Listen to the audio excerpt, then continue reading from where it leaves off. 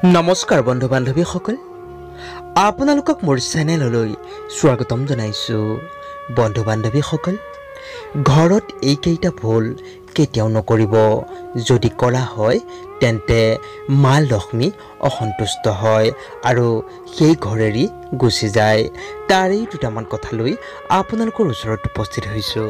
বন্ধু বান্ধৱীসকল, আমাৰ দৈনন্দিন জীৱনত যিবোৰ কাম কৰি থকা যায়, সেই কামসমূহ কৰা নিৰ্দিষ্ট সময় থাকে।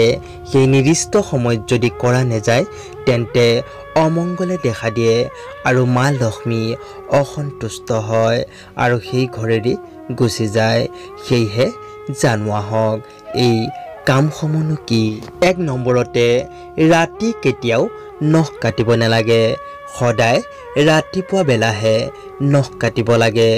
যদি সন্ধিয়া বা ৰাতি নখ কটা হয় তেন্তে মা লক্ষ্মী সেই ঘৰ ত্যাগ কৰে।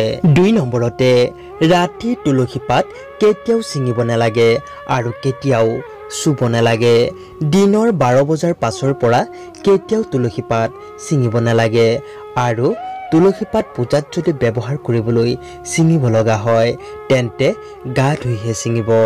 গা নোধোৱাকৈ কেতিয়াও তুলসী পাত ছিঙিব নালাগে। এনেবোৰ কথা মানি চলিলে মা লক্ষ্মী আপোনাৰ ঘৰত সদায় বাস কৰিব। ৩ নম্বৰতে, বৃহস্পতিবাৰে কেতিয়াও দাড়ি চুলি আৰু নখ কাটিব নালাগে, কাৰণ এই দিনটি গুৰুবাৰ হিচাপে মনা যায়। যদি এই গুৰুবাৰ দিনটিত চুলি দাড়ি নখ আদি কটা যায় তেন্তে দেৱ দেৱতা অসন্তুষ্ট হয়। সেয়েহে এই দিনটিত চুলি দাড়ি নখ আদি কটাৰ পৰা বিৰত থাকক। ৪ নম্বৰতে, ৰাতি ঘৰ কেতিয়াও নেসাৰিব। সন্ধিয়া হোৱাৰ আগে আগে ঘৰ দুৱাৰ ঝাৰু দি ধূপ ধূনা জ্বলাই ঘৰখন পবিত্ৰ কৰিব, কিন্তু সন্ধিয়া হোৱাৰ লগে লগে কেতিয়াও ঘৰ ঝাৰু নিদিব। সন্ধিয়া যিহেতু আমাৰ ঘৰত লক্ষ্মী সোমায়, যদি এই সময়ত ঘৰত ঝাৰু দিয়া হয় তেন্তে মা লক্ষ্মী ঘৰৰ পৰা গুচি যায়। সেয়েহে এই সময়ত কেতিয়াও ঝাৰু দিব নালাগে। আজিলৈ ইমানেই, ধন্যবাদ।